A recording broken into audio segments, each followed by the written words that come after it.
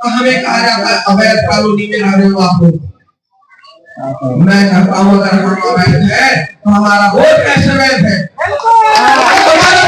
हो सकता है आप लोगों का मकान 100, 200, 50 गज में होगा, मेरे से ज्यादा आप लोगों को है, मेरा तो 25 गज में था। वहां नोटिस चिपका दिया गया है। क्या इंतजार कर रहे हो क्या कि जिस दिन हमारे घरों पर नोटिस चिपकाया जाएगा दूर क्षेत्र का तब आप एकजुट होंगे?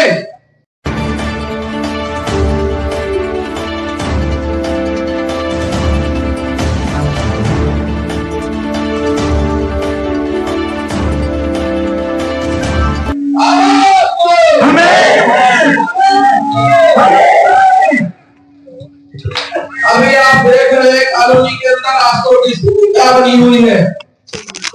फ्रंट से देखिए और शिवक डेली तक जो रास्ते की स्थिति बनी हुई है, ये हमारे लिए बहुत बात है। हमें शर्म से डूब जाना चाहिए। अगर रास्ता ही हमारा रास्ता ही अगर इस तरह से है, हमें और सुविधाएं कब मिलेगी? मैं कहता हूँ आप शिव मंदिर वाला रास्ता देख लीजिए और मलखान के खेत तक जाकर देख लीजिए वो रास्ते की स्थिति क्या बनी हुई है। वहां से हमारे कई भाई बंधु आए हैं, वो अपना पीड़ा स्वयं बता सकते हैं कि क्या स्थिति बनी हुई है।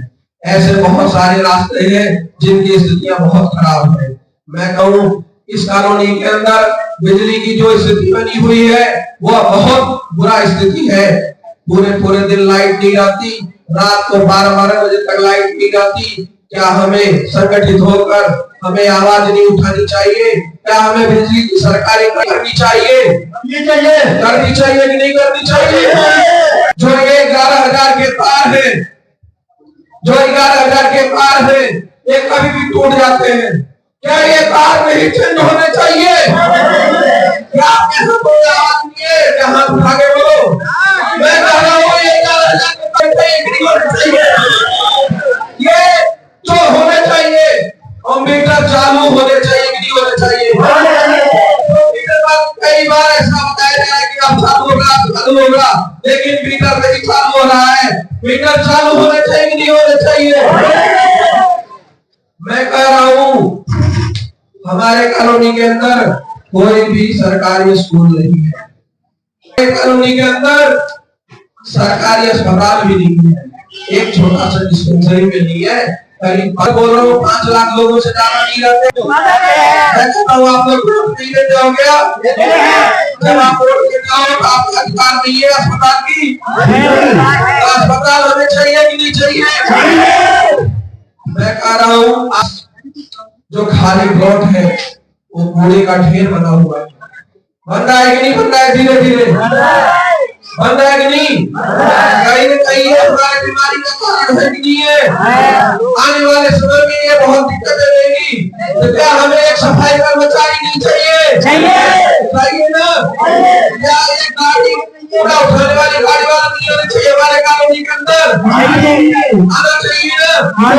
हम सबको मिलकर आवाज उठानी पड़ेगी। ये हमारी सुविधाएं हैं। मैं कहता हूँ हम सभी लोग मिलकर आवाज उठा सकते हैं। मैं चाहता हूँ सेक्टर के उस पार जाके देखिए, मैं उनके बीच में गया हूँ। मैंने पूछा क्या आप गए सांसद के पास या विधायक के पास? कि हमारा विकास नोएडा अथॉरिटी करती है, तो हमारा विकास क्यों नहीं करेगी नोएडा अथॉरिटी? हमें एकजुट होना है। एक ही चीज मन में रखनी है कि हमें दूर से बात करो, बाहर करो। जिस तरह से आप गांव का विकास करते हो, जिस तरह आप सेक्टरों का विकास करते हो, उसी तरह आप हमारे कॉलोनी का भी विकास करो। हम नोएडा अथॉरिटी से अपना विकास चाहते हैं।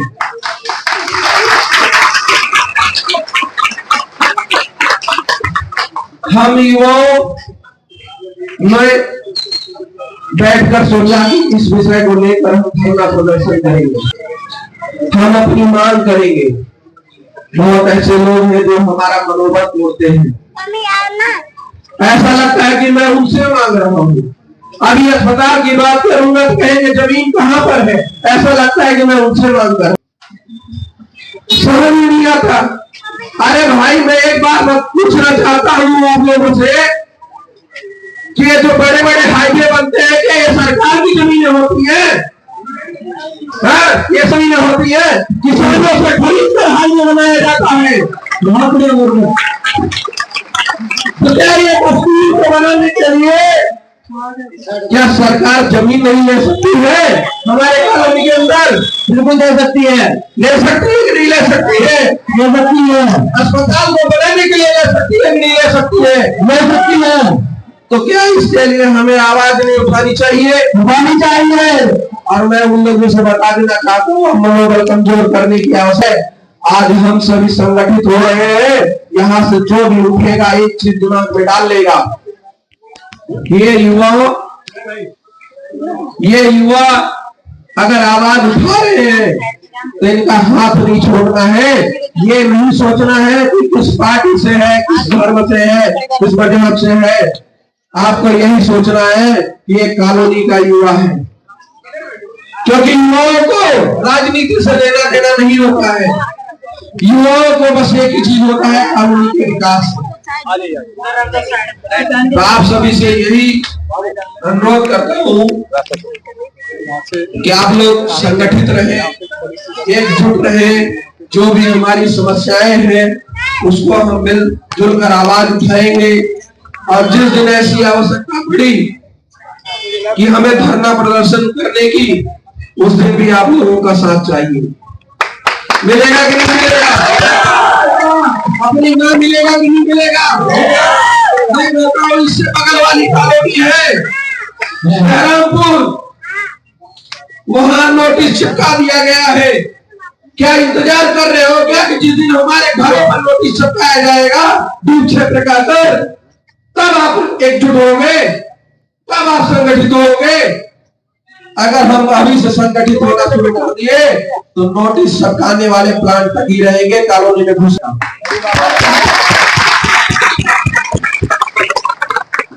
यहाँ हमारी कुछ माताएं बहनें हैं जो नदी के किनारे आसपास के क्षेत्र में रहती है। पिछले साल बाढ़ आया था, पता है सभी को?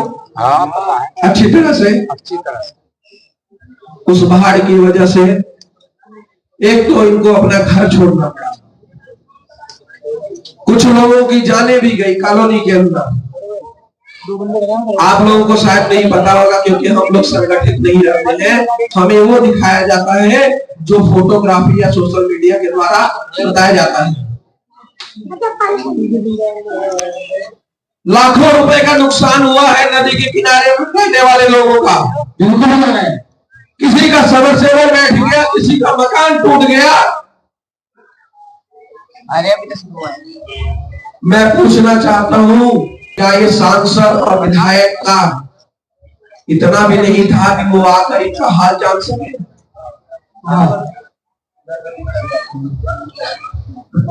नहीं होना चाहिए था क्या सांसद और विधायक का? होना चाहिए था। कम से कम इनके बाद बीच में आकर इनका हाल चाल तो पूछ सकते थे। बिल्कुल पूछना चाहिए था कि नहीं पूछना चाहिए था? पूछना चाहिए था। लेकिन वो नहीं आए। क्यों नहीं आए? क्योंकि ये दूर क्षेत्र है, हमें तोड़ा कैसे जाता है? एक षड्यंत्र है। षड्यंत्र जानते हैं क्या षड्यंत्र है? आपसे मिलेंगे तो बोलेंगे भाई हमारा तो वोट ही नहीं, वोटों की संख्या ही नहीं है। सही करो कि नहीं करो?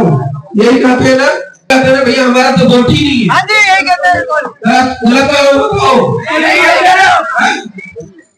अरे मैं कह रहा हूँ जो यहाँ के नेता हैं उनके जाके ऑफिसों में देखो, बोरी बोरी भर भर के पहचान पत्र रखे हैं, अभी तक नहीं बंटवाए गए हैं। बंटवाने चाहिए कि नहीं बंटवाने चाहिए? एक नेता आता है उधर से कहता है भाई साहब हमारे कॉलोनी में 30,000 वोट है। एक आता है कहता है 7,000 वोट है। एक प्लस आता है कहता है 50,000 वोट है। एक बात बताओ, तोड़ने का पूरा षड्यंत्र बना रखा है पूरे कॉलोनी का। कहीं आप चले जाओ आश्रम के अंदर, आश्रम तो देखा ही होगा आप लोगों ने। देखा है कि नहीं देखा है? देखा है। क्या वो दूर क्षेत्र में नहीं आता है? आता है कि नहीं आता है? क्या वहाँ इंसान आते हैं, यहाँ इंसान नहीं आते? तो वहाँ सारी गलियां क्यों बनी? क्यों बनी है वहाँ की गलियां? वहाँ के लोग संगठित, हमारे यहाँ के लोग संगठित नहीं है। आज मैं आपको संगठित करूंगा, कल एक जाति का जो है संस्था बना के बैठ जाएगा, एक धर्म का संस्था बना के बैठ जाएगा, एक पार्टी का संस्था बना के बैठ जाएगा, लेकिन हम संगठित नहीं हो सकते। इसके लिए हमें संगठित होना पड़ेगा और हमें कोशिश पड़ेगी। हम भी इसी क्षेत्र में रहते हैं। वोट को लेकर कहा, मैं कहता हूं अगर हम अवैध हैं, हमें अवैध बोला जाता है इसी कॉलोनी के अंदर। अभी अधिकार मानने चले जाओ, या आप ट्विटर पे कोई बात लिख दो, या बिजली को लेकर कोई चीजें लिख दो, आप रास्ते को लेकर कोई चीजें लिख दो, या सुविधाओं को लेकर लिख दो, तो हमें कहा जाता है अवैध कॉलोनी में रह रहे हो आप लोग। मैं कहता हूँ अगर हम अवैध है तो हमारा वोट कैसे वैध है?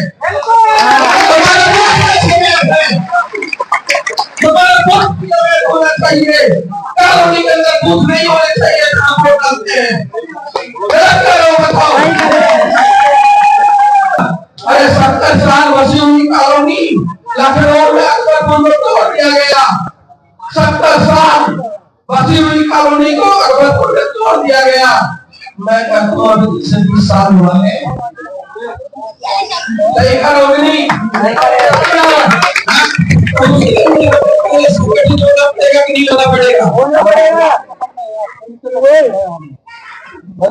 हम सभी युवाओं ने आज जो मेहनत करी है, आप लोगों के बीच में जो बात रखी है, ये वाकई में बहुत दिक्कत है, परेशानी है।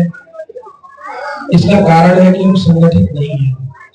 बस यही ध्यान रखना है कि इस बार हमें बटना नहीं है। अगर आप इस बार बढ़ जाओगे तो मैं इससे आगे जो है कोई प्रयास नहीं करूंगा। मैंने बीच में छोड़ दिया था, 2 साल तक मैंने कोई काम नहीं करा। इसलिए नहीं करा क्योंकि पिछली बार जो मेरे को निराशा हुई है यहाँ के लोगों से। और एक ही चीज कहा जाता है कि चोर की जनता जो है आगे करके पीछे हट जाती है, लेकिन इस बार ऐसा नहीं होना चाहिए, क्योंकि मैं आपके बच्चों के लिए, आपके आने वाले भविष्य के लिए लड़ रहा हूँ। मेरा इसमें नहीं है, अगर रास्ता बनेगा तो आप भी चलोगे तो मैं भी चलूंगा। हो सकता है आप लोगों का मकान 100, 200, 50 गज में होगा, मेरे से ज्यादा आप लोगों को है। मेरा तो 25 गज में था। गलत कह रहा हूँ बताओ? तो मैं अपनी बात का यही विराम, और हमारे अभी मैंने विधायक और सांसद को भी मैंने कहा, क्योंकि ये हमारे जनप्रतिनिधि है, इनको कहना हमारा हक है। गलत कह रहा हूँ बताओ? तो मैं अपनी बात का यही विराम। तो फ्रेंड्स, आप लोगों को आज का ये वीडियो कैसा लगा, अपना अनुभव जरूर हमारे साथ में साझा करें। और हाँ, अभी तक यदि आप लोग हमारे NCR हलचल को सब्सक्राइब नहीं किए हैं तो सब्सक्राइब जरूर कर लें, और बाकी आप लोग अपना अपना अनुभव हमारे साथ में शेयर करें। मिलते हैं हम लोग अगले वीडियो में कुछ और बेहतर जानकारी के साथ। तब तक आप लोग बने रहिए NCR हलचल के साथ। बहुत बहुत धन्यवाद।